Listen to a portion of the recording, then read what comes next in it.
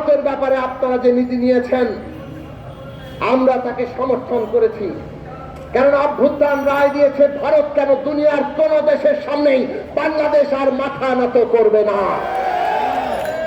বাংলাদেশের জনগণ চায় মাথা উঁচু করে নিজের দেশের স্বার্থের ভিত্তিতে অন্য দেশের সাথে সুসম্পর্ক তৈরি করতে। ভারতের কর্তা ব্যক্তিদেরকে আমরা পরিষ্কার জানিয়ে দেই, এই বাস্তবতা আপনাদের মানতে হবে। যত দ্রুত মানবেন ততই সহজ সম্পর্ক হবে, স্বাভাবিক সম্পর্ক হবে, সুসম্পর্ক হবে। বাংলাদেশের মানুষকে আগের মতো আর ওই পদানত বাংলাদেশে পাওয়া যাবে না।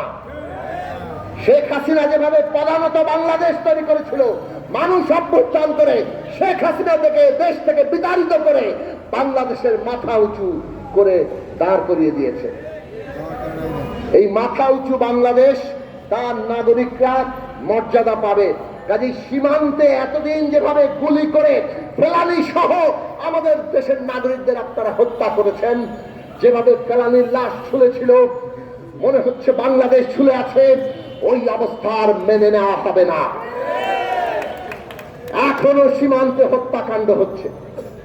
অক্টোবর মাসের শুরুতেই পররাষ্ট্র মন্ত্রণালয় ভারতীয় হাই কমিশনে চিঠি দিয়েছে যে অবিলম্বে সীমান্ত হত্যা বন্ধ করেন। এখন পর্যন্ত সেই সীমান্ত হত্যা বন্ধ হয়নি। কয়েকদিন আগেও সীমান্তে বাংলাদেশের নাগরিককে হত্যা করা হয়েছে। আমরা সরকারকে বলি, ভারতের কাছে জবাবদিহি চান, কেন তারা এখনো এই সীমান্ত হত্যা বন্ধ করছে না। ভারতের সীমান্ত বাহিনী তাদের নিজেদের দেশের আইন ভঙ্গ করে তারা মানুষ হত্যা করছে।